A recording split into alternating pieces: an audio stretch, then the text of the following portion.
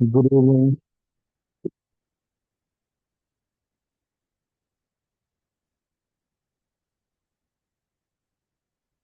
और पिछली क्लास का रिवाइज कर लिया? Yes sir. आज क्या हुआ स्कूल में?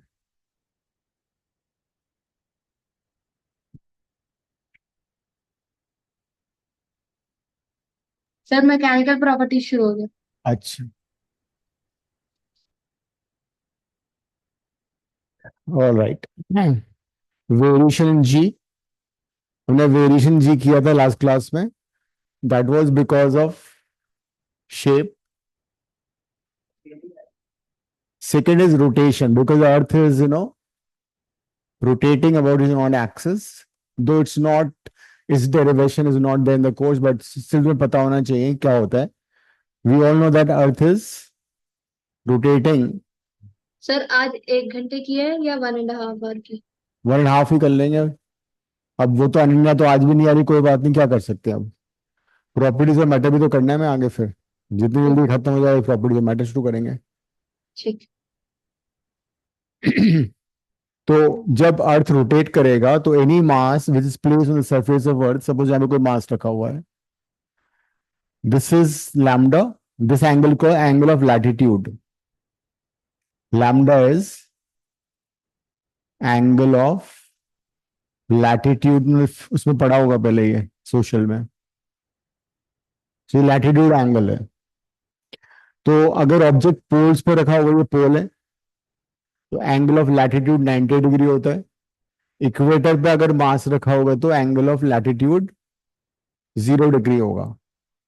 तो because of rotation of earth, ये जो मास है, it will be rotating in a circular path of radius R. As a result, इसकी जो ग्रेविटी है, derivation now is not there in your course, even the formula is not there, but हम फिर भी कर रहे हैं. तो उसकी वजह से क्या होगा, जो ग्रेविटी एट दिस पॉइंट है, it will be gravity minus omega square R cos lambda. ये इसका फॉर्मूला है. ओमेगा क्या है? Omega is angular speed of the earth. Omega is 2 pi by capital T. T is 20, I mean, earth को एक पूरा round अपने axis पे लेने में कितना टाइम लगता है? Earth takes how much time to 24 hours. तो टी हो जाएगा 24 आवर्स इंटू 60 इंटू 60. वो ओमेगा बन जाएगा. तो इस हिसाब से हम ग्रेविटी फाइंड कर सकते हैं.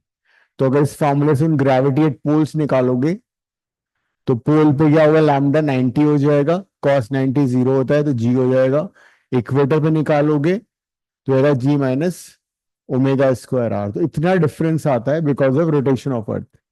Just for information sake we can write it down कि because of rotation of the earth about its own axis there is difference in gravity. तो एक वेरिएशन इस वजह से भी होता है. Variation in gravity because of this fact also, because the earth rotates about its own axis. As a result, gravity में variation आता है. Lambda is latitude angle. हाँ लिख लो. R is radius of earth. G dash is gravity at this point जहां पे latitude angle lambda है. और असमी कैसा हुआ एग्जाम? तुमने शेयर नहीं किया अपना पेपर? पेपर शेयर नहीं किया? फिजिक्स का काम किया? फिजिक्स का पेपर नहीं किया? लास्ट क्लास में तुम आई थी, मैंने कहा था कि फिजिक्स पेपर शेयर करो. मार्क्स मिल गए? खत्म हो गए? अच्छा आज ही खत्म हुए? आज कौन सा था? अच्छा कैसा हुआ? हाँ. तो मैथ्स में तुम रेगुलर थी ना, तो काफी कुछ फिर भी हमारा हो गया था. परम्यूटेशन कर लिया होगा, ट्रिगो और सेटिलेशन कर लिया होगा, और जो मैंने करा था वो कर लिया होगा ना. ठीक है. So variation in acceleration due to gravity is because of shape, because of rotation of the earth about its own axis, and that's the relation.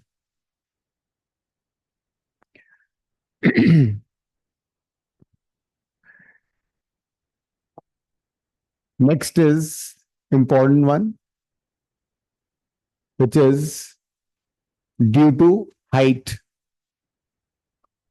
और ड्यू टू ऑल्टीट्यूड. ये डेरिवेशन भी आएगा, इस पे न्यूमेरिकल भी आएंगे. Variation in acceleration due to gravity due to height, और due to altitude. तो इसका डेरिवेशन भी आ सकता है और इसका इसमें न्यूमेरिकल भी आ सकता है. तो ऑल्टीट्यूड की वजह से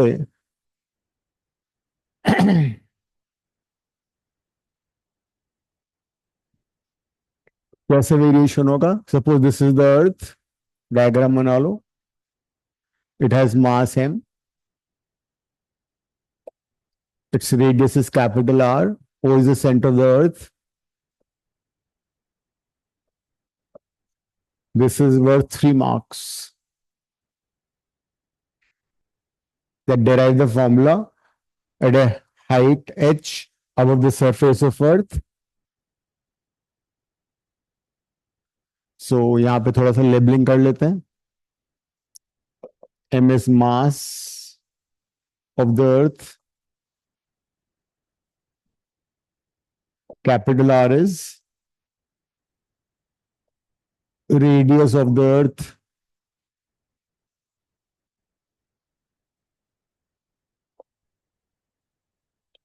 And at a height h, we place a mass m.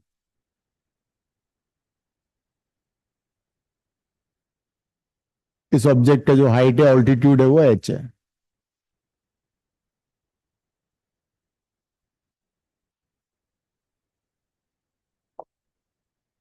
H is height above the surface of the earth.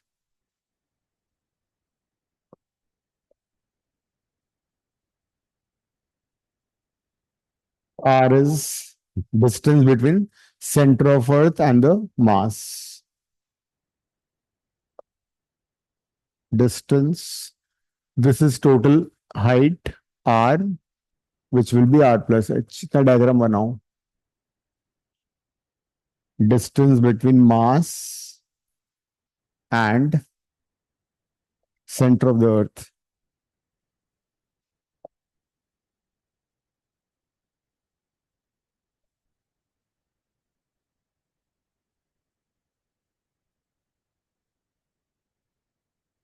लिख लो.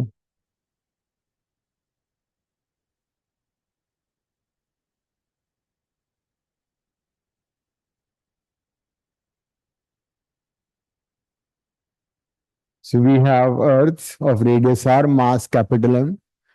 There is small m mass which is at a height h above the surface of the earth. उस point पे हमें gravity निकालनी है, acceleration due to gravity find करना है. और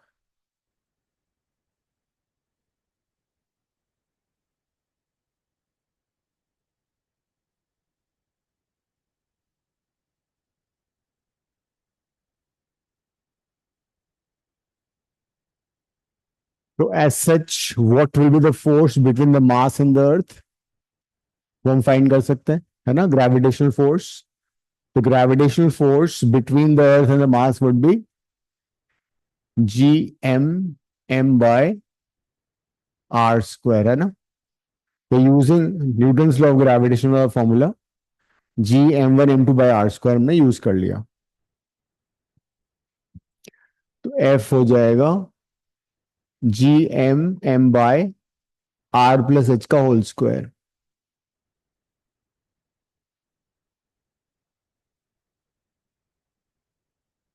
We can also find acceleration due to gravity at this height. So that is GH. तो GH कैसे आएगा? GH आएगा force divided by mass. GH is the gravity at this point.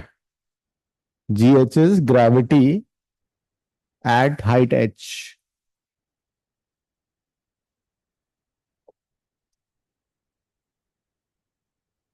GH is gravity at height h. तो force divide by mass would B gravity. देखो क्या आएगा answer. GH force का formula है Gm m/r+h का whole square. m से m cut जाएगा. तो एस सच जो फॉर्मूला है वो ही आ गया Gm/r+h का होल स्क्वायर.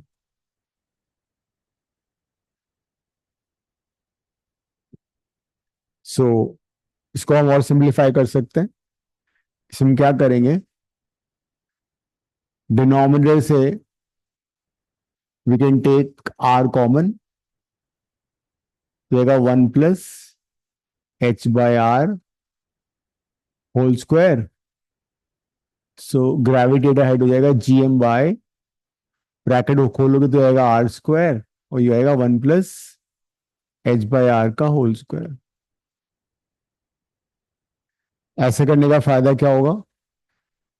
ऐसे करने का ये फायदा होगा कि हम इस टर्म को सब्स्टिट्यूट कर सकते हैं straight away.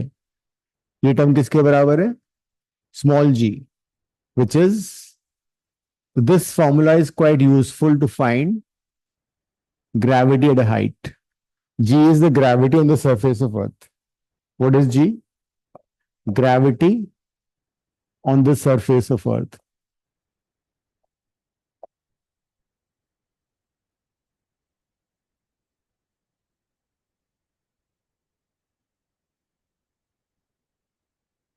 So this derivation 3 marks, or it could be a numerical on this. तो अगर हाइट रेडियस के कंपैरिजन में है तो हम ये वाला फॉर्मूला यूज कर सकते हैं. एक्स और आर में कैंसिलेशन हो जाएगा. लेकिन कई बार क्या होता है, ये गिवन होता है that the height is much less compare to the radius of the earth, because radius of the earth is very large. Radius of earth में मालूम है कितना होता है, 6400 kilometre. That is 6.4 10 to the power 6 kilometre. तो बहुत ज्यादा है. तो उस सिचुएशन में हम बाइनोमियल अप्रोक्सीमेशन लगा देंगे.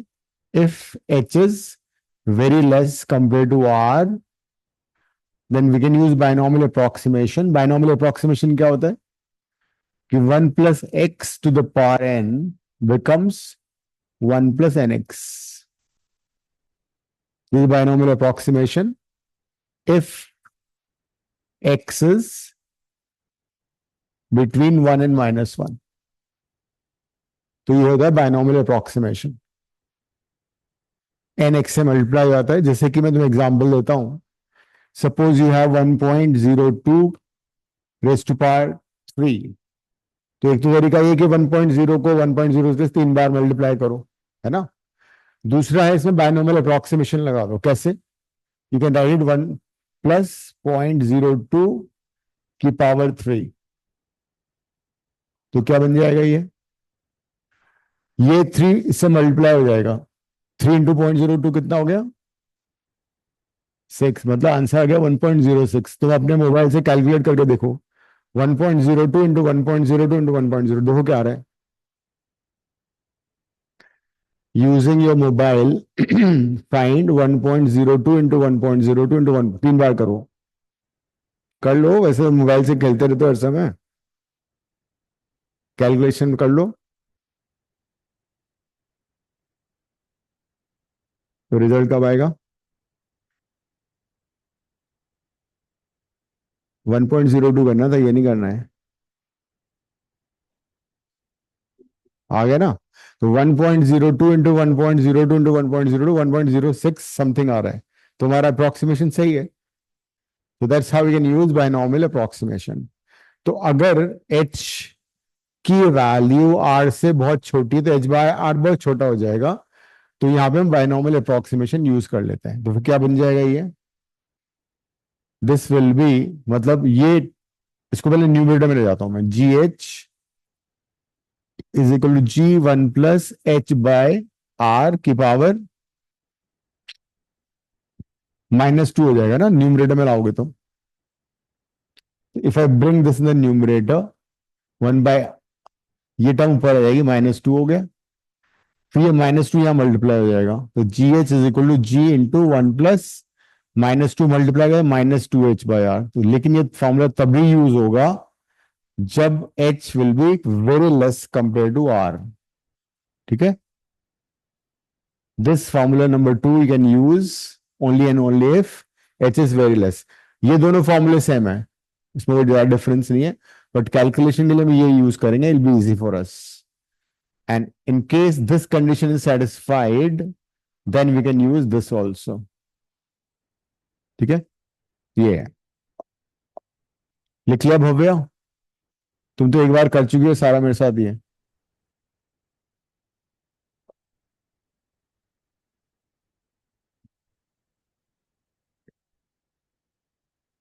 डेरिवेशन याद करना है। अब मैं I conduct your test on rotation and gravitation. ठीक है, बहुत दिन हो गए टेस्ट नहीं हुआ स्कूल के बाद, स्कूल से तुम फ्री हो ही चुके हो अब। हाँ मतलब रोटेशन का ले लूंगा, फिर वर्क पावर एनर्जी रोटेशन का ले लूंगा तो।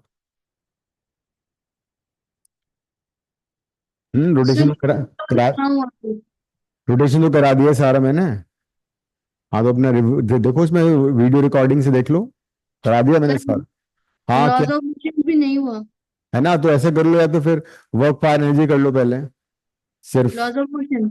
हाँ, laws of motion, work power energy.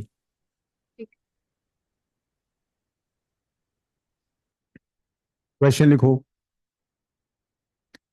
Given given that acceleration due to gravity given that acceleration due to gravity on the surface of the earth on the surface of the earth is small g, find acceleration due to gravity, find acceleration due to gravity at height first part, h is equal to 9r, 9 times capital R, h is equal to 9 into capital R, 9 times R. Second part, h is equal to 3r, 3 capital R. ठीक है, third, h is equal to r, and the last part, h is equal to 100 kilometer, h is equal to 100 kilometer. Try करो, you can leave your answer in terms small G. ठीक है,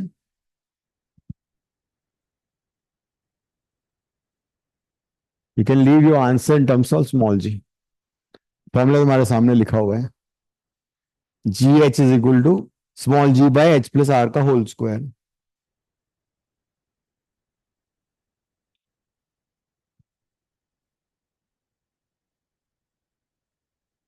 जब भी height radius of अर्थ के comparison में है तो हम वो वाला फॉर्मूला यूज करेंगे, G H is equal to G over 1 plus h/r का होल स्क्वायर। ये यूज कर लो। एच की वैल्यू आर के टर्म में दे रखी है, आर से आर कट जाएगा, आंसर आ जाएगा।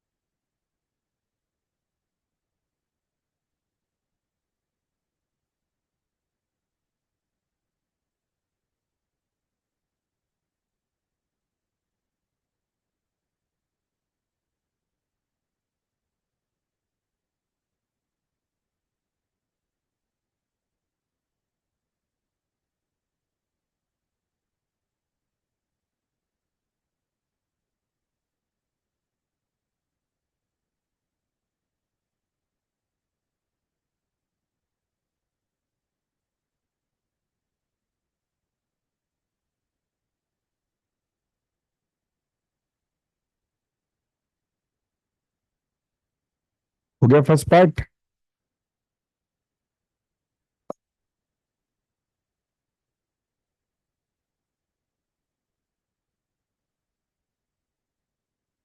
we can use gh is equal to g over 1 plus h by r का होल स्क्वायर। फर्स्ट पार्ट में h कितना दे रखा है,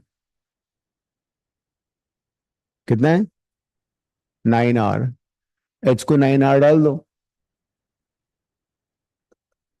g over 1 plus 9r by r, ये हो गया। r से r कट जाएगा, gh हो जाएगा g बाय 100। ये आंसर आ गया। चाहो तो तुम ये 100 पे छोड़ दो, या पे तुम सब्स्टिट्यूट कर दो वैल्यू।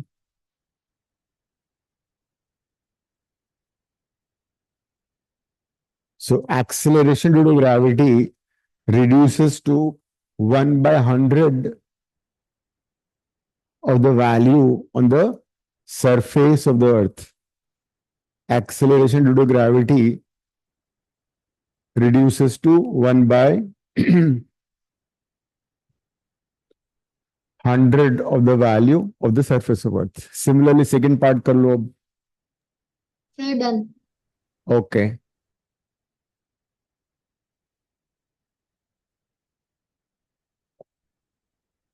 Second part में h कितना था, 3r. So gh will be small g over 1 plus 3r by r.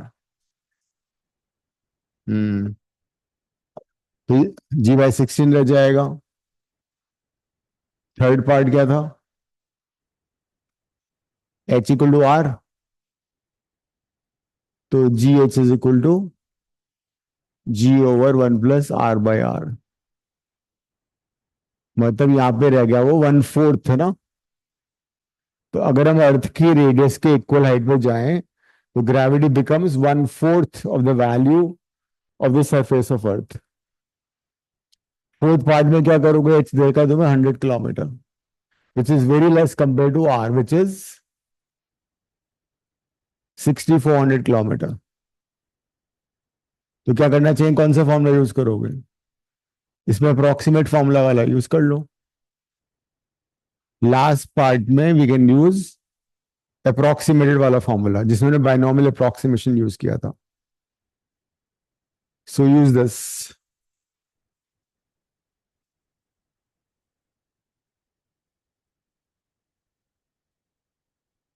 2h कितना है 100, r इज 6400। रेशियो था ना, मैंने किलोमीटर में ले लिया।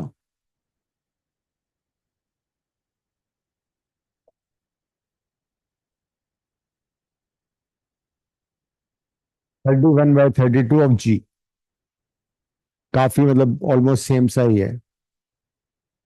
6400 किलोमीटर आर है ना, हाँ आर इज 6400 किलोमीटर।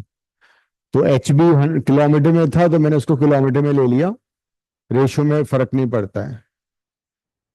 तो 31/32 ऑफ 9.8 हो जाएगा। तो as we go away from the surface of the earth gravity reduces. ठीक है, ये बात समझ में आ गई। नेक्स्ट क्वेश्चन करो। Find the height, find the height above the surface of the earth, find the height above the surface of the earth where gravity, first part, reduces to 36%, reduces to 36% of the value of the value of the value at the surface of the earth, of the value at the surface of the earth. Second part,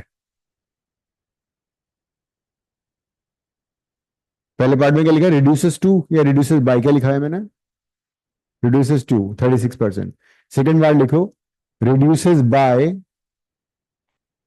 36%, reduces by 36% of the value, reduces by 36% of the value at the surface of the earth.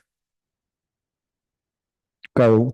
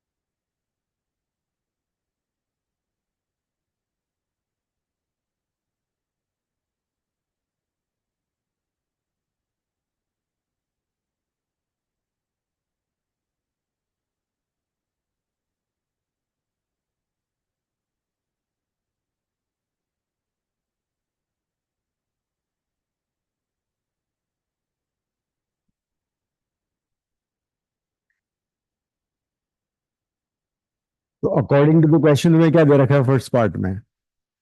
हमें ये दे रखा है कि gravity at the height as कितना हो गया? Reduces to 36% of G. ये हो गया.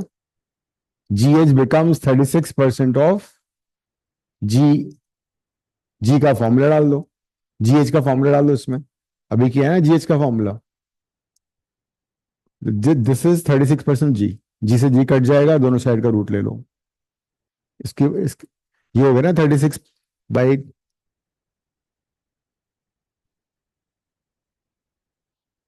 सो जी एच हमारे पास ऑलरेडी है. जी एच कितना है? G over 1 plus H by R का होल स्क्वायर.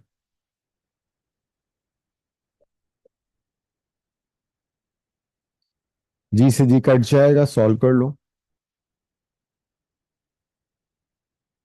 चाहो तो रेसिप्रोकल ले लो.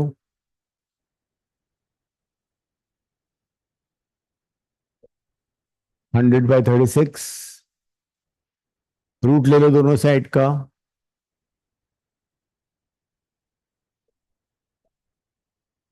10/6.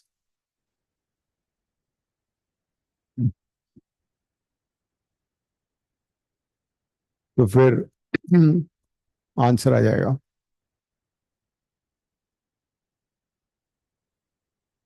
ये होगा 5/3. 5/3 -1. एच की वैल्यू कितनी आ गई? 2r/3.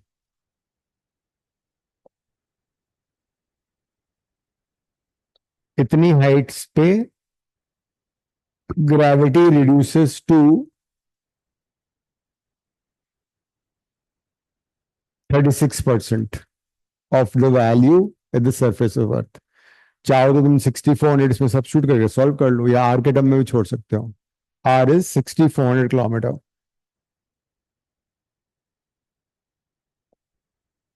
तो एच हो जाएगा 2/3 into 6400 kilometre. That's your answer.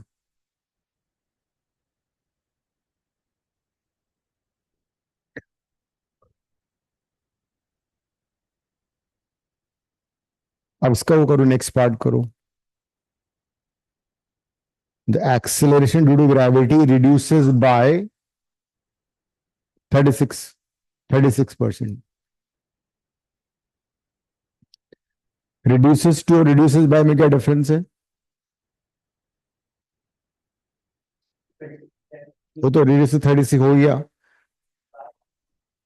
100 में 36 माइनस कर दो, इट बिकम 64%. अगर 36% से रिड्यूसेस बाय 36%, इसका मतलब 100 में से 36 माइनस कर दो, 64 बच जाएगा. That become 64%.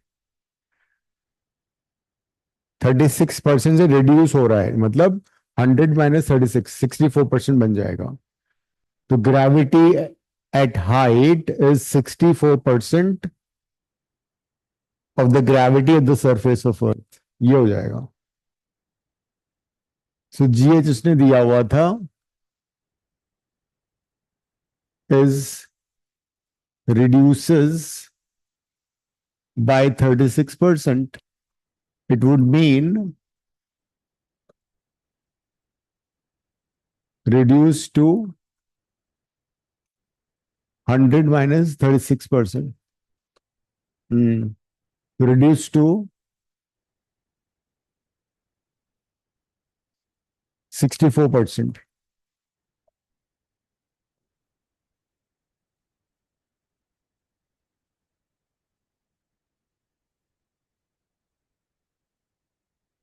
Of G. That is, GH is equal to 64 by 100 into G. और फिर G का फॉर्मूला लगा लो. It is G over 1 plus H by R whole square.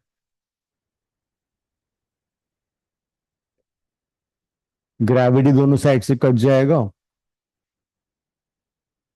Take reciprocal.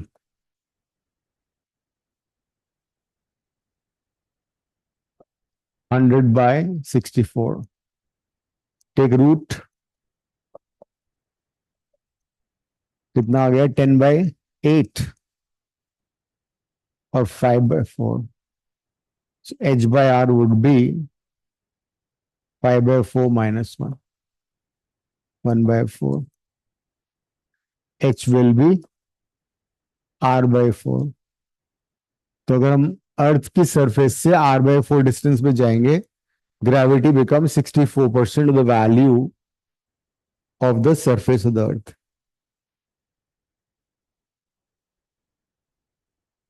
So this was variation in gravity due to altitude or the height. Next is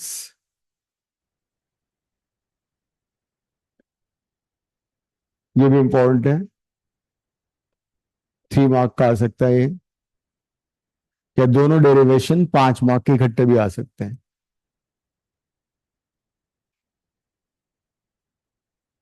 due to depth.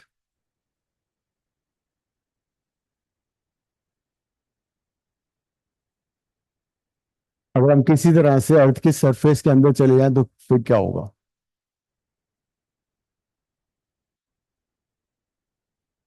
Suppose gravity on the surface of the G है and we go inside the earth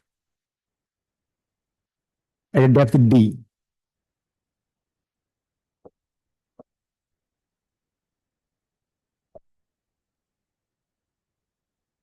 GD is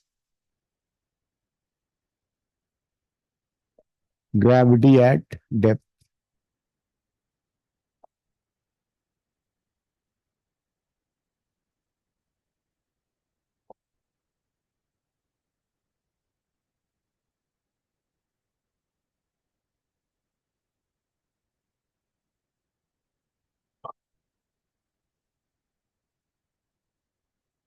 R radius of अर्थ है तो ये हो जाएगा R minus D, है ना?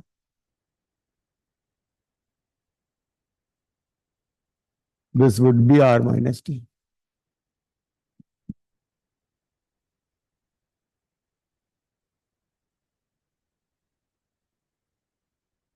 M is mass of the earth. Diagram बनाओ. R is radius of the earth.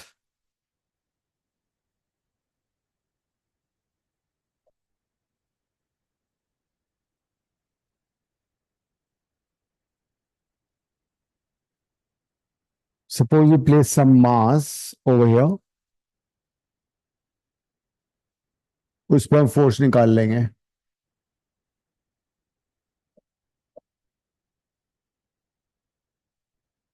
Draw diagram.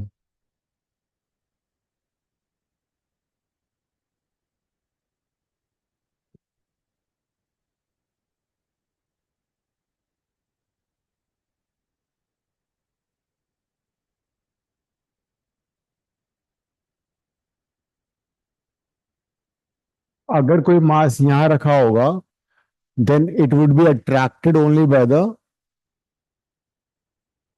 mass of the earth which is I have shaded.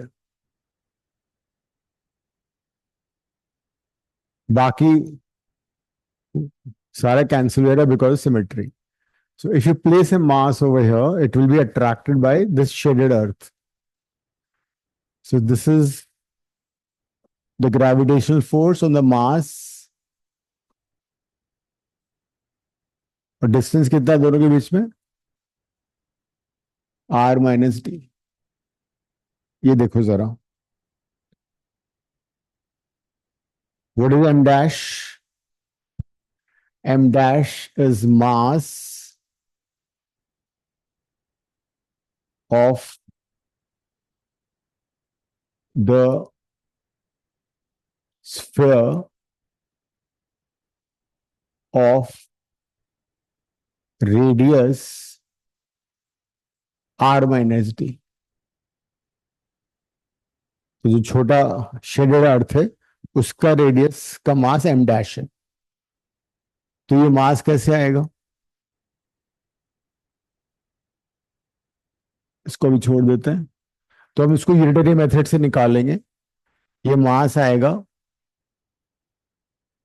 Density of the earth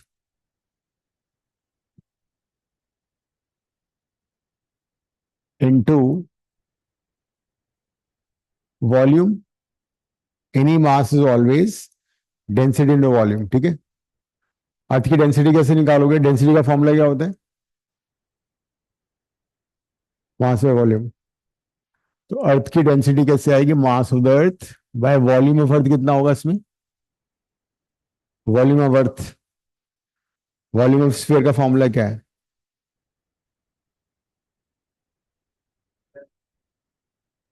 4/3 pi are cube. हम्म.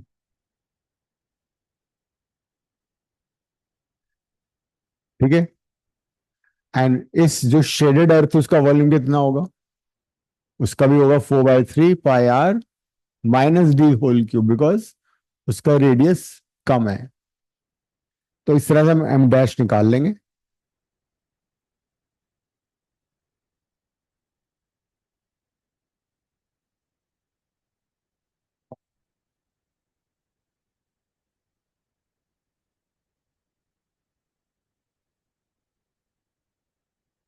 तो ये आ गया M R minus D whole cube by R cube. इसको हम substitute कर लेते हैं equation 1 में.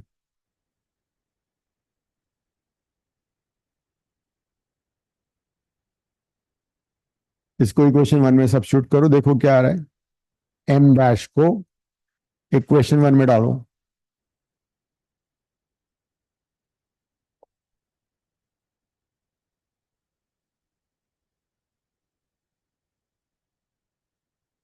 तो force on this mass at depth D will be G M dash. मैं थोड़ा आगे लिख देता हूं एम डैश को. एम डैश की जगह I write this capital M R minus D whole cube by R cube. R minus D whole square cut जाएगा और स्मॉल मास को नीचे ले आओ लेफ्ट साइड में. जगह G capital M R minus D और ये आर क्यूब बच जाएगा. उसको मैं अलग अलग करके लिख रहा हूं. आर क्यूब को मैंने ब्रेक कर लिया. देखो जरा. आर क्यूब को मैंने लिख दिया आर स्क्वायर इंटू आर. ये आया था ना तुम्हारा भव्य डेरिवेशन? सर हाइट वाला आया था. अच्छा, हाइट वाला आया था. तो अब मैंने इसको ऐसा क्यों किया? बिकॉज ये जो टर्म है ये वाली will become gravity on the surface of अर्थ. ठीक है. एफ बाय एम क्या होगा? Gravity at the depth. तो इसका मास्टर ब्लास्टर बन गया ये. So this is the formula for gravity at the depth. GD is G into R minus D by R. D is the depth from the surface of Earth. Small g is the gravity. तुम चाहो तो उसको ऐसे भी लिख सकते हो. GD R minus D को I can write X also. What is X? x is the distance from the center of earth. Centre of अर्थ से डिस्टेंस को मैं x भी ले सकता हूं.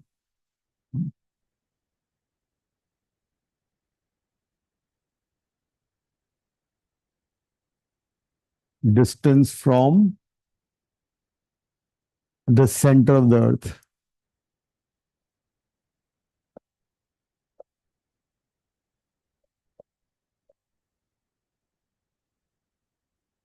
इस फॉर्मूले को हम ऐसे भी लिख सकते हैं. अगर मैं r से डिवाइड कर दूं तो r बाई आर 1 हो जाएगा, d बाई आर. ऐसा भी यूज कर सकते हैं. whichever way you want to write it and use it. Centre of earth पे कितना होगा acceleration to gravity? Centre of earth का मतलब वो है एक्स की वैल्यू जीरो हो जाएगी, है ना. तो अगर मैं एक्स को जीरो डाल दूंगा तो gravity at the centre of अर्थ कितना हो गया? 0. लिख लेना है यहाँ पे. Gravity at the centre of earth is zero. Satellite के अंदर भी ग्रेविटी जीरो होता है और सेंटर ऑफ अर्थ भी जीरो होता है.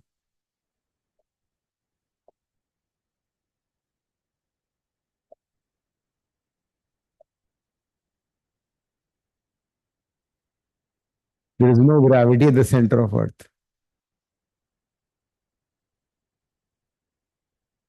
दोनों डेरिवेशन 5 मार्क के. किसी के मैंने देखा था पेपर आए हुए थे, दोनों आए हुए थे 5 मार्क में, या वन डेरिवेशन एंड वन. मैंने कई सारे पेपर में भेजे थे, उसमें था ये. आज में तुम पेपर शेयर करना घर जाके, ठीक है. मैथ्स फिजिक्स केमिस्ट्री तीनों. केमिस्ट्री में क्या आया था? थर्मो भी आया था क्या? केमिस्ट्री में थर्मो भी आया था, थर्मोडायनेमिक्स. एक क्वेश्चन लिखो.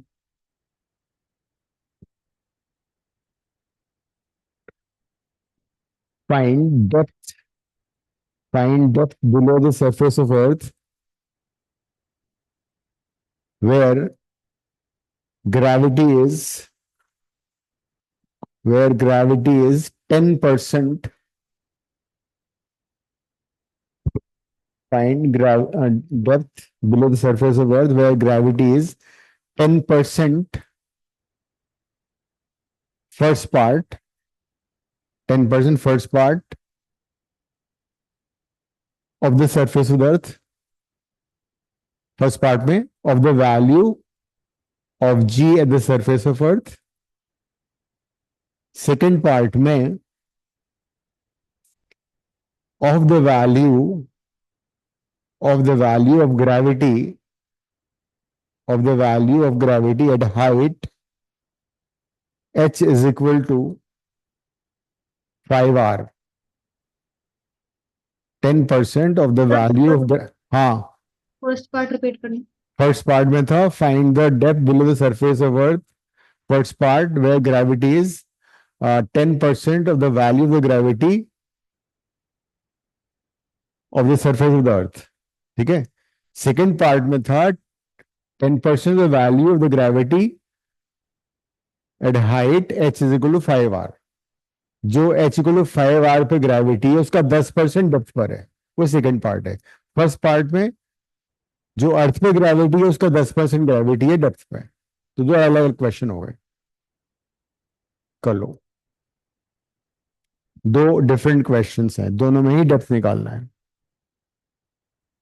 फिजिक्स में कॉन्फिडेंस तभी आएगा जितना न्यूमेरिकल्स करोगे, वरना वहां जाके डब्बा गोल, और रिजल्ट जब आएगा तो हैप्पी बर्थडे. नहीं, सबका ये हाल है, मैक्सिमम लोगों का. मतलब 30 सबसे कम मार्क्स लोगों को आ रहे हैं फिजिक्स में, उसके बाद केमिस्ट्री, उसके बाद मैथ्स में सब ठीक है फिर भी. भगवा तुम्हारे 45 है तो 48.5. अभी देखो अनन्या बताएगी, उसका तो और टफ पेपर होता है, उसके एमसीक्यू नहीं आते बेचारे के. एमसीक्यू में कम से कम इधर देख के काम तो चल जाते हैं. पास होने लायक हो जाते हैं.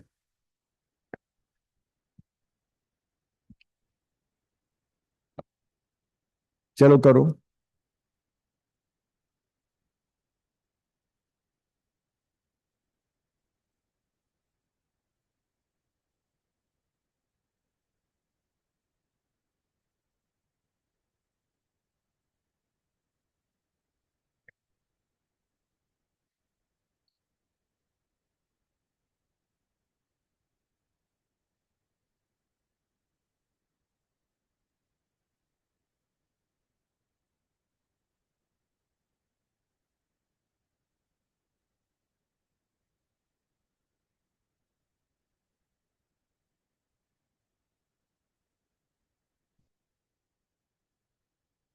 बोलिए। Second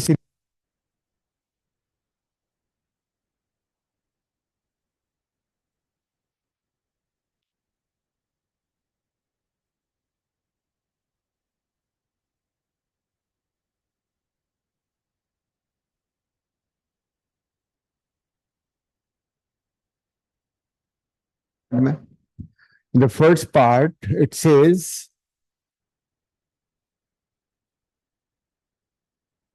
gravity at the depth is कितना, 10%, 10% of gravity on the surface of earth. तो G D is equal to 10% of G, 10% होता है 10/100 ऑफ जी। ये जी डी का फॉर्मूला तुम्हारा ऑलरेडी है। जी डी की जगह डाल दो G R minus D by R is equal to, ये 0 0 कर दिया, G/10, जी से जी कट जाएगा, 10R minus 10D is equal to R, 9R is equal to 10D, आ गया डी, 9 बार R/10। आर को रिप्लेस कर दो 6400 किलोमीटर से,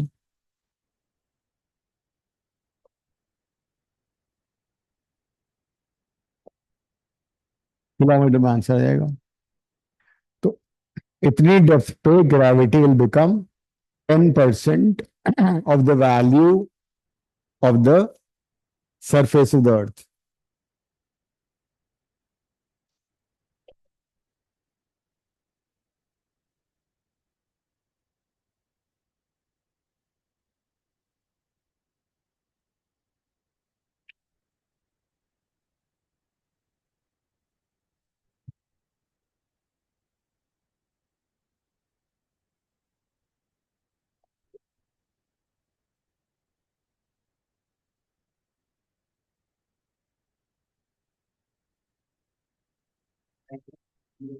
हम्म, 5 किलोमीटर। तो at so much depth gravity is 10% of the gravity at the surface of earth। अब similarly second question कर लो। सेकंड क्वेश्चन में 10% of the gravity the surface of earth नहीं है, it is 10% the gravity at height h equal to 5R, उसका वो है। Accordingly formula बना लो।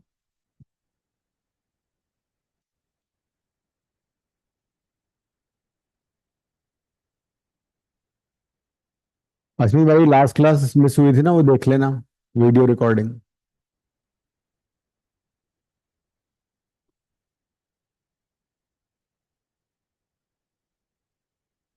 और पुरानी रिकॉर्डिंग देखना शुरू करो, पुराना जो मिस हुआ है।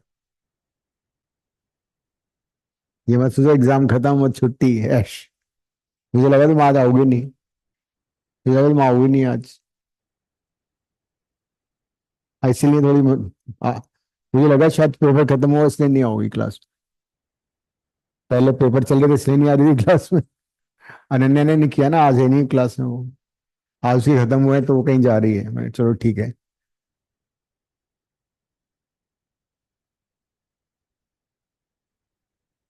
भव्या हो गया सेकंड पार्ट, यस सर। क्या आंसर है? सर आर की टर्म्स में है 359 R/360, और वैसे आ रहा है 6382.22 किलोमीटर। राइट। तो ग्रेविटी सेकंड पार्ट में कितना है? It is 10% of GH where H is 5R. तो GD is 10% of GH. GD का फॉर्मूला क्या है? G into R minus D by R. ये 1/10 हो गया. GH का फॉर्मूला तुम लोगों ने किया था भाई. GH का फॉर्मूला है G over 1 plus H by R का होल स्क्वायर. इतना सा बात बस.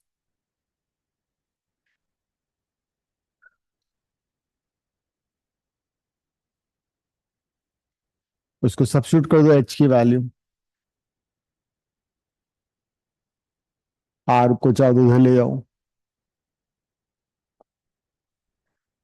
H कितना? 5R है ना.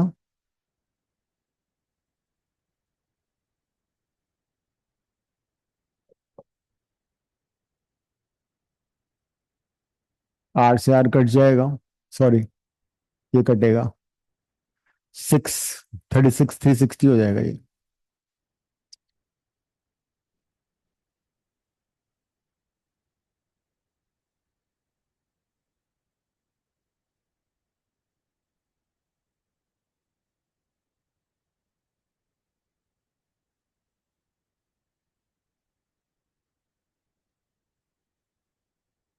ये है ना.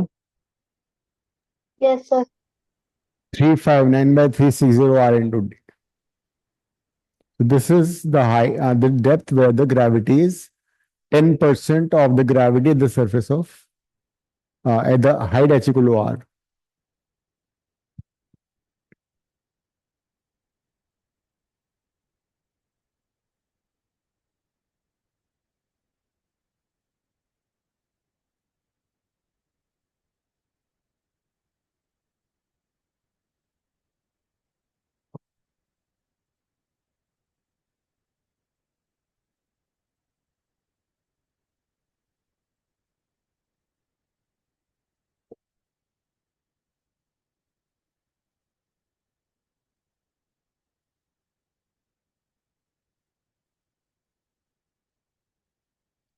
Next, gravitational potential energy and gravitational potential.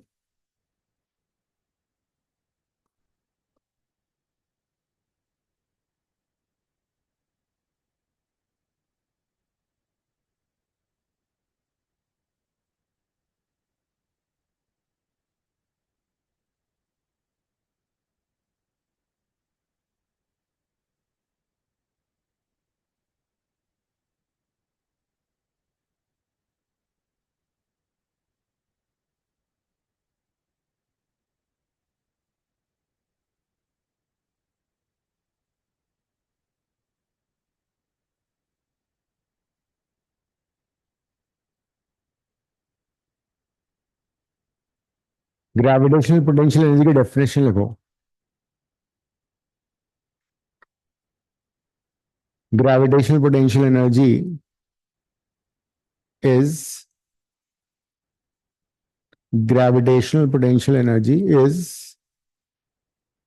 amount of work done.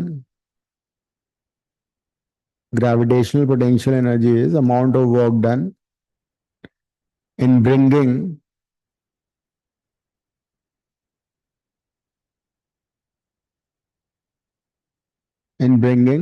a mass m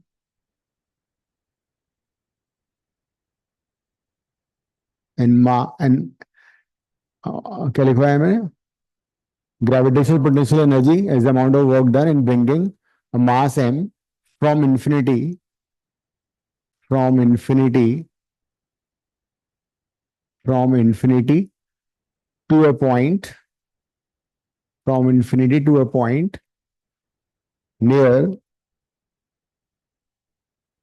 the surface of the earth without acceleration.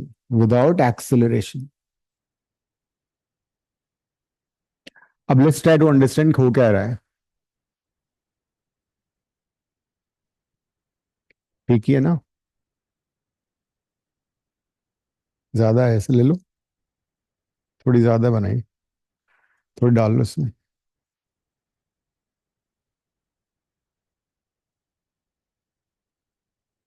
ठीक है।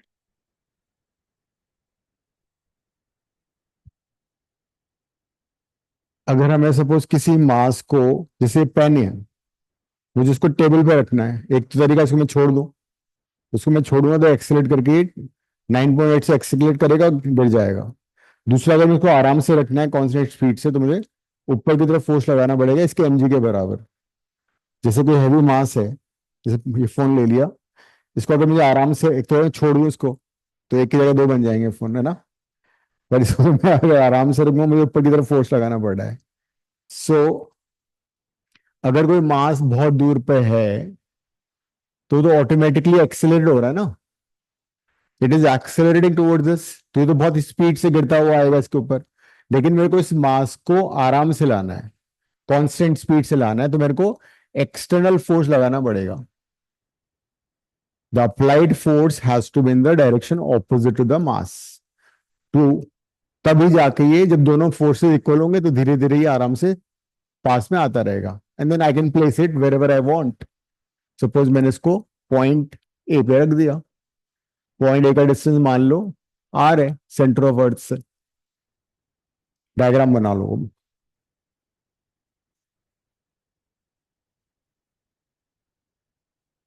ये डिस्टेंस ओरिजिनली यहाँ की एक्स मान लो, इसको थोड़ा सा हमने मूव किया डी एक्स डिस्टेंस से। यहाँ पे हम थोड़ा इंटीग्रेशन यूज करेंगे। इंटीग्रेशन का एक ही फॉर्मूला है, x to the power n का इंटीग्रेशन होता है x to the power n plus one by n plus one. Integration कर लेना कभी एक्स्ट्रा उसमें ना, जैसे डिफरेंशिएशन मैंने करा दिया था, प्रैक्टिस कर लेना उसका। हाँ, वही इसी पे क्वेश्चन है हम, और असाइनमेंट है ना 1D का, उसमें से क्वेश्चन मिल जाएंगे तुम्हें बहुत सारे। एक्स दिया होगा, वेलोसिटी निकालो, एक्सेलेरेशन निकालो, बस उसी टाइप के क्वेश्चन।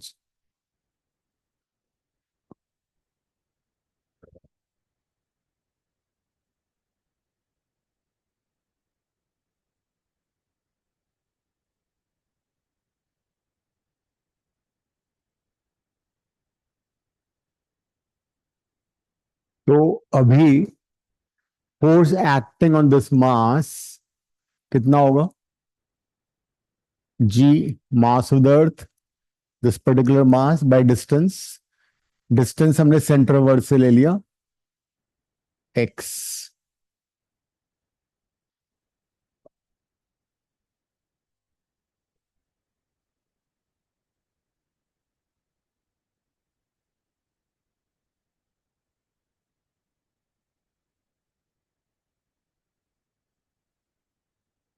तो अगर इसको मैं डी एक्स डिस्टेंस से मूव किया, तो वर्क डन कितना होगा? Is work done in moving by distance D X. तो ये आएगा D W will be F D x.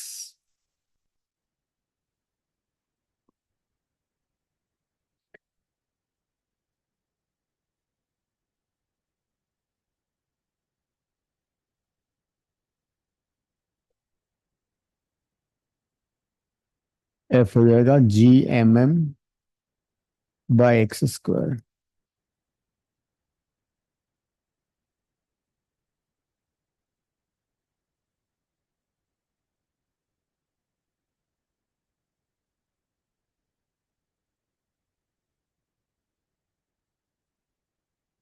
अब amount of work done in bringing from infinity to point A कितना हो जाएगा?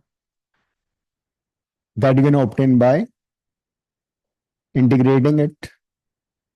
इसको अगर इंटीग्रेट कर दें, डी डब्ल्यू को कहां से कहां तक डिस्टेंस है हमारी, पहले इंफिनिटी, इंफिनिटी से डिस्टेंस कहां पे ला रहे हैं, आर तक ला रहे हैं।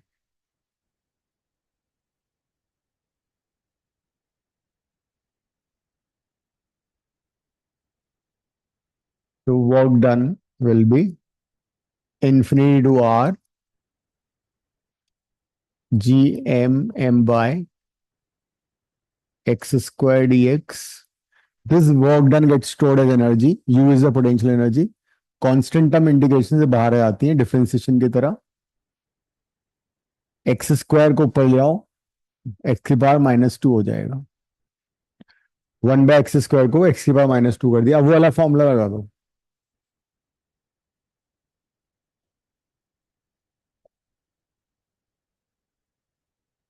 एक्स की power -2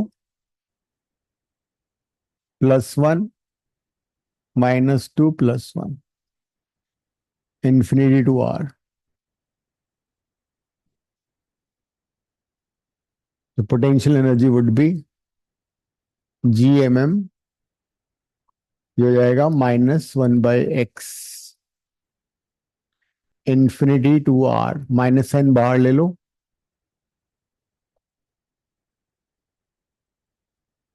1/x infinity to r। अब लिमिट्स कैसे डलती है? पहले अपर लिमिट डालोगे, जहां भी एक्स आ रहा है वहां पे आर लिख दो, माइनस साइन जहां भी एक्स आ रहा है वहां पे इन्फिनिटी लिख दो। This is how you put limits, upper limit minus lower limit. ये होता है अपर लिमिट, ये होता है लोअर लिमिट। 1/infinity 0 हो जाएगा। तो this is the formula for gravitational potential energy.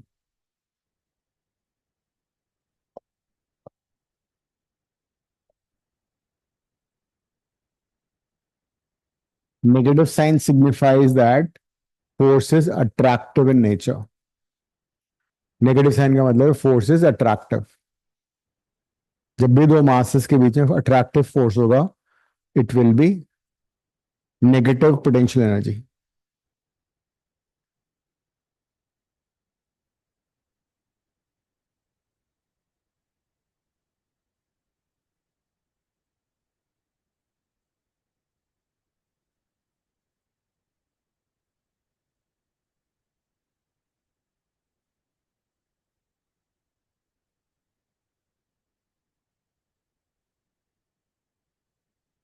Potential energy scalar quantity, its unit is joule और अर्ग, एंड डायमेंशनल फॉर्मूला भी मालूम ही है, m1l2t-2।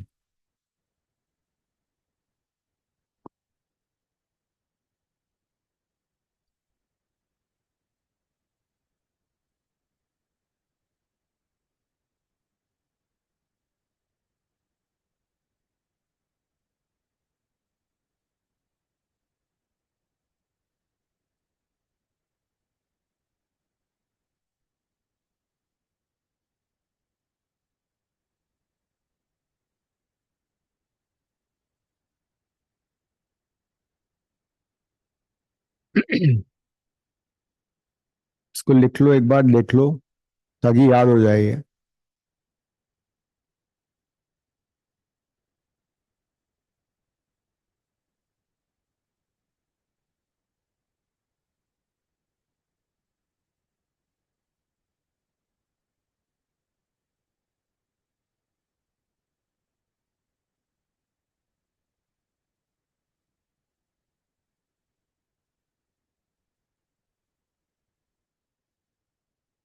नेक्स्ट लिखो ग्रेविटेशनल पोटेंशियल। ग्रेविटेशनल पोटेंशियल, ये था ग्रेविटेशनल पोटेंशियल एनर्जी, अब है ग्रेविटेशनल पोटेंशियल।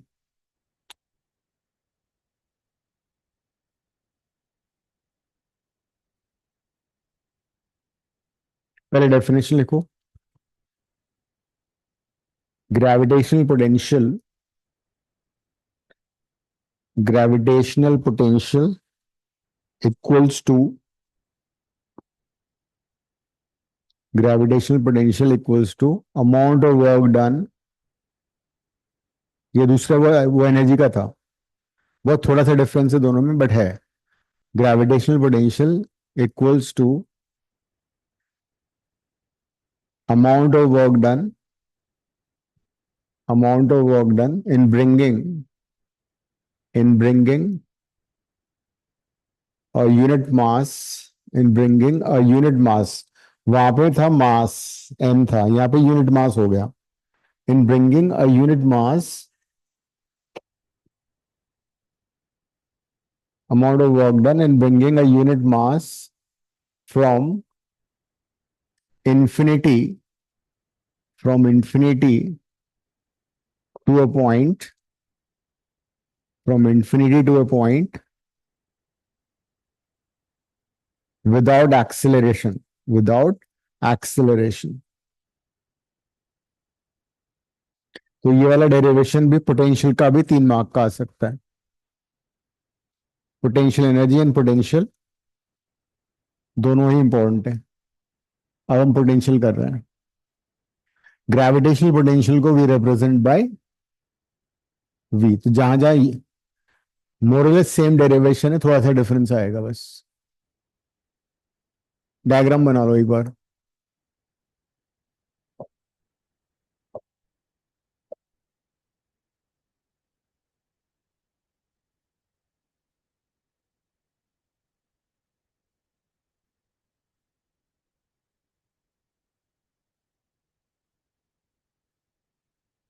सेम डायग्राम बनेगा। The only difference is M हो जाएगा तुम्हारा 1 kg यूनिट मास। ये 1 हो गया।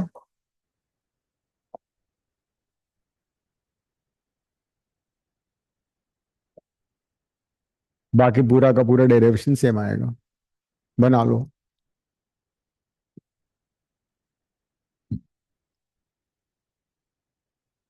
ग्रेविटेशनल पोटेंशियल को we represent by V, capital we.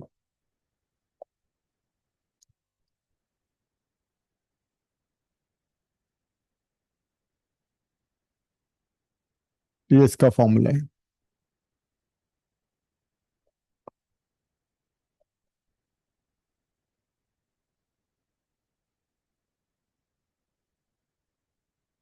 वही मास 1 kg है, फोर्स लग रहा है। फोर्स हो जाएगा Gm × 1/x²। सिर्फ स्मॉल m की जगह 1 लिख दो उसमें। पूरा लिख लो फिर डेरिवेशन, याद भी हो जाएगा तुम्हें अभी।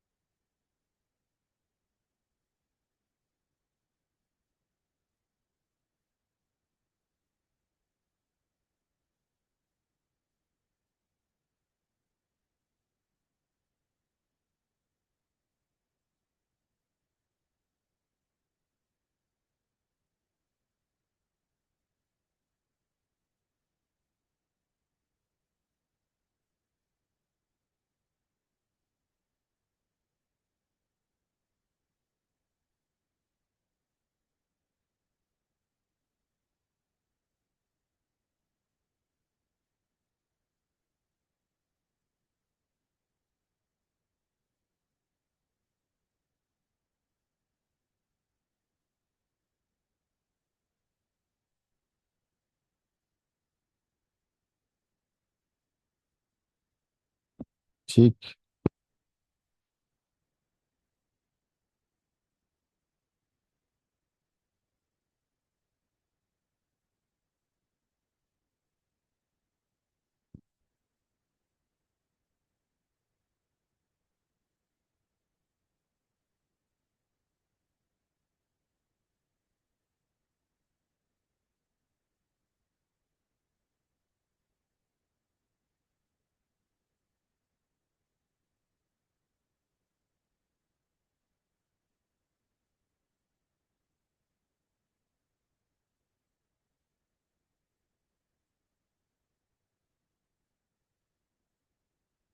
हम्म, 3 4 क्लास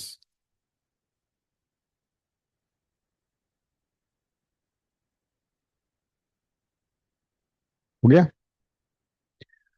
सो ग्रेविटेशनल पोटेंशियल और ग्रेविटेशनल पोटेंशियल यूनिट डायमेंशन क्या होगा वो भी देख लेते हैं एक बार।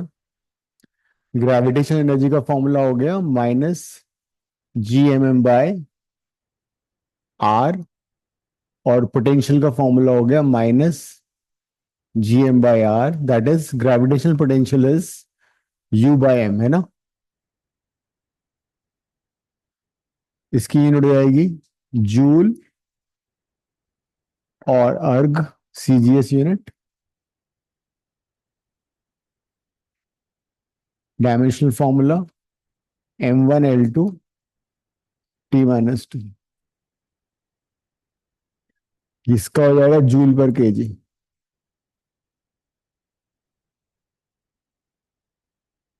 और अर्ग पर ग्राम। और डायमेंशनल फॉर्मूला क्या होगा, m0 मास से डिवाइड हो गया। कहने का मतलब L2T-2 किसका होता है डायमेंशनल फॉर्मूला, वेलोसिटी स्क्वायर।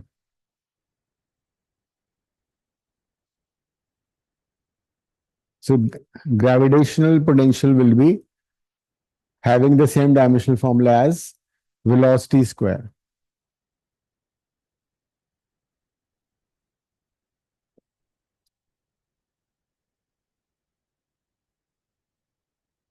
ये तो अर्थ के रेस्पेक्ट में था। In general, if you have two masses separated by distance r, तो उनकी पोटेंशियल एनर्जी कितनी होगी, their potential energy would be -Gm1m2/r. So if you have 2 point masses and you bring them from infinity to this configuration, then this is the potential energy of system of 2 point masses. अगर 2 की जगह 3 होंगे तो फिर क्या होगा, if you bring 3 point masses to this configuration, say the distances between them is r13, ये है r23, ये है r12, तो इस सिस्टम की जो ग्रेविटेशनल पोटेंशियल होगी वो होगी -Gm1m2। एक बार m1m2 ले लो, उनके बीच का डिस्टेंस कितना है, r12 ले लो। सेकंड में m2m3 ले लो, उनके बीच का डिस्टेंस r23 ले लो।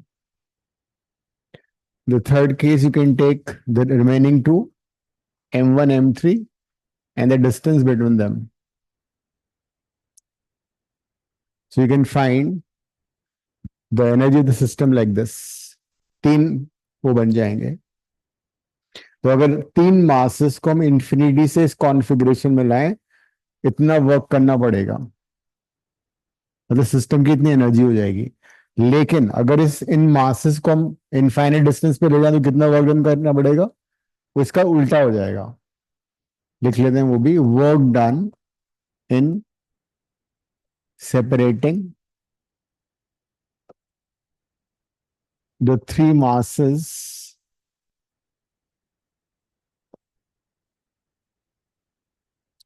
infinity will be simply negative of this। जो भी तुम्हारा फॉर्मूला उसका नेगेटिव हो जाएगा, work done would be negative of this.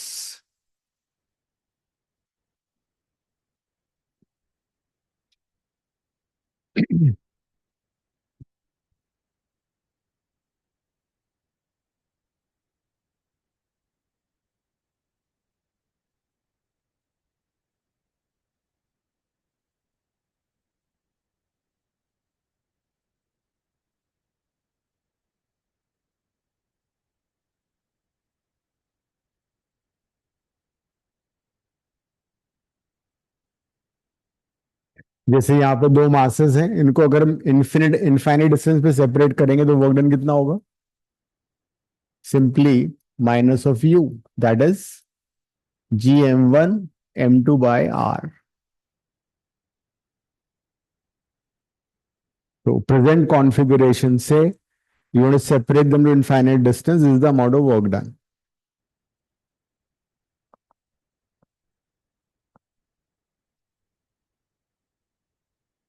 लिख लिया? एक क्वेश्चन करो. Suppose we have three masses brought to from infinity and placed on the vertices of an equilateral triangle of side 2 meter.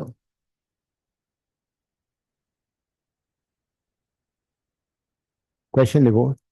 Three point masses, 3 point masses are brought from infinity, are brought from infinity without acceleration, without acceleration, and placed placed on the vertices of and placed on the vertices of an equilateral triangle, placed on the vertices of an equilateral triangle of side 1 meter, side 2 meter, of side 2 meter. Find the potential energy of the system. Find potential energy of the system.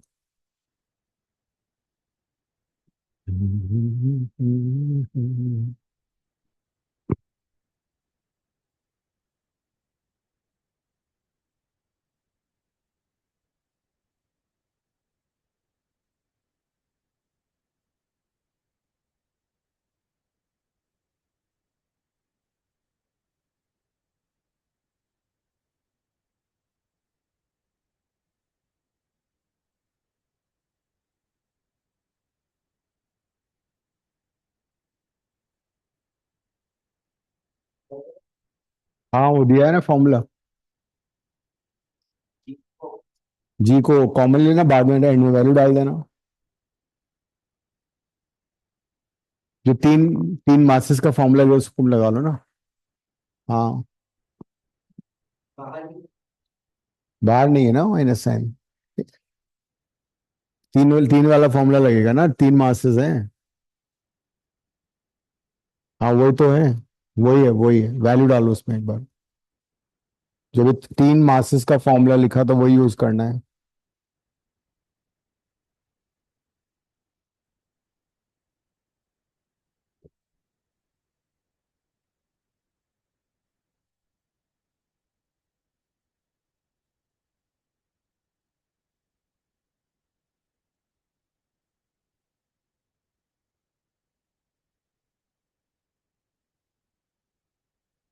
Sir जी के terms में रख लें? नहीं नहीं, जी के term में जी की value डाल दो.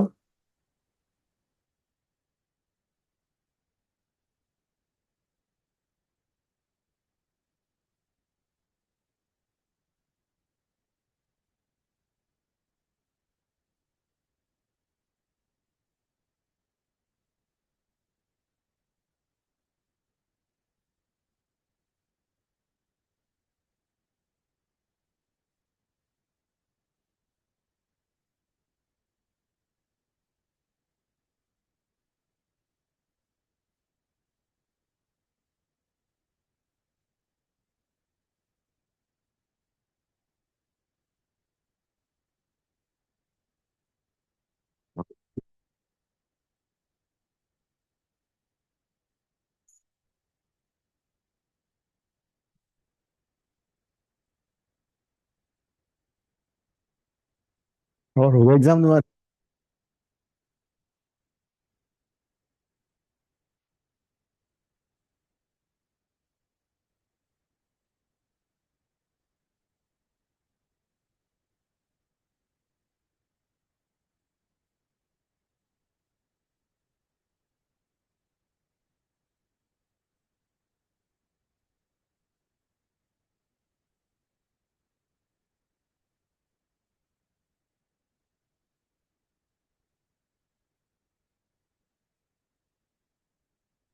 Sir done.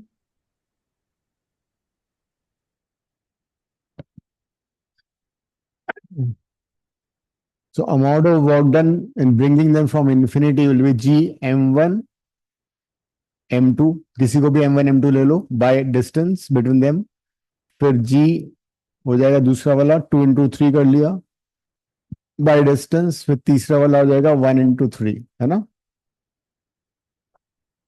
कितना आया टोटली करके? 6 and 5 -11 G. This is the amount of work done. 11/2 into 6.67 10 to the power minus 11 joule. So this much of work will be done in जी में छोड़ दोगे तो फिर टीचर के पे डिपेंड करता है कितने मार्क्स कटेंगे, आधा, एक, दो।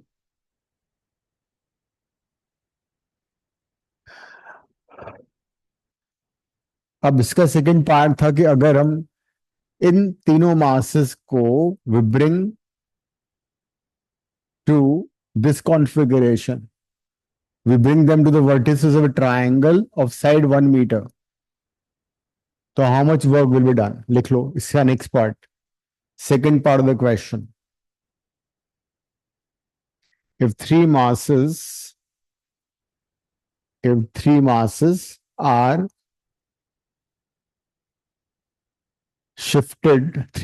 shifted,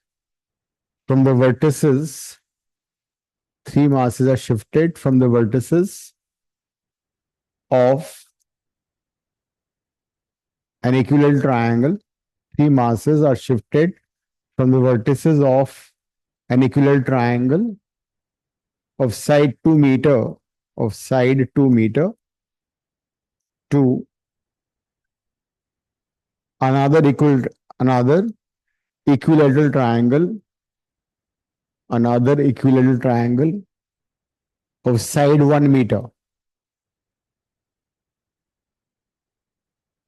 How much work will be done?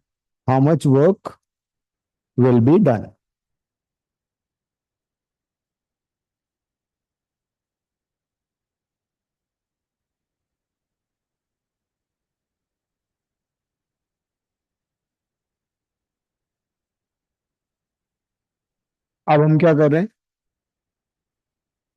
2 metre साइडल triangle से 1 मीटर साइडल ट्राइंगल पे इसको ला रहे हैं, तो अमाउंट ऑफ वर्क डन कैसे निकालोगे? अमाउंट ऑफ वर्क डन का सीधा से फंडा ये होगा, final energy of the system minus initial energy of the system. तुमने initial energy of the system already निकाली हुई है, ये फाइनल एनर्जी निकाल लो इस सिस्टम की, दोनों को माइनस कर दो, आंसर आ जाएगा। फाइनल एनर्जी कैसे आएगी? फाइनल एनर्जी में they are placed on the vertices of side 1 metre, तो उसमें से इसको माइनस कर सर दो। बट वर्क डन माइनस नहीं करेंगे या पोटेंशियल एनर्जी माइनस करेंगे? वही पोटेंशियल एनर्जी वर्क डन ही तो होता है, जब हमने इन्फिनिटी डिस्टेंस से बट हमने ये भी तो निकाला था कि सेपरेट करने के लिए मास फिर separate sign. Separate to infinity थोड़ी कर रहे हैं। अगर ओके। सेपरेट टू इन्फिनिटी होता तो उसमें करते हम u इन्फिनिटी वो जीरो हो जाता, माइनस दिस तो मतलब इसका पॉजिटिव आ जाता। We are not separating this system to infinity, we are separating it to distance, मतलब another triangle which is of side 1 metre, तो उसका एनर्जी निकाल लो। तो यू फाइनल कैसे निकालोगे? तो अभी जो फॉर्मूला क्या था वो दोबारा यूज कर लो, सिर्फ ये डिफरेंस आ जाएगा कि उसमें साइड 1 हो जाएगा, वही 3 मासेस वाला फॉर्मूला लग जाएगा।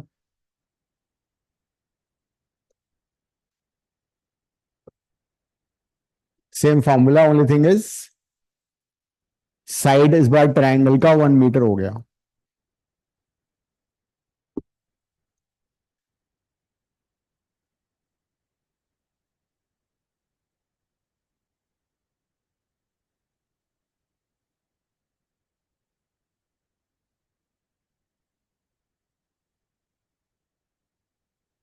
यू फाइनल कितना आ गया? -11 जी आ रहा है, तो उसमें सब्स्टिट्यूट कर दो फिर इसको। 73.37। हम्म।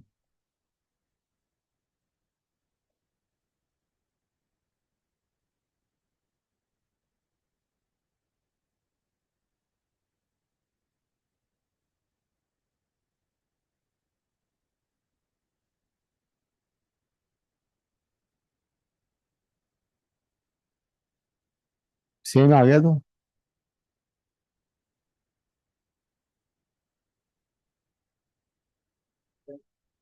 हाँ वही आ गया।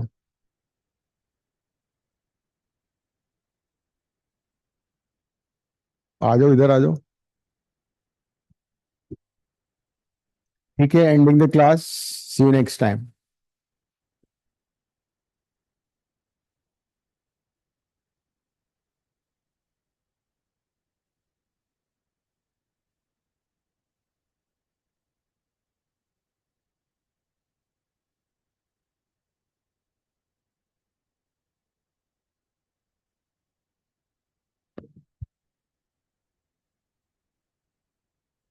हाईएस्ट कितने, 70?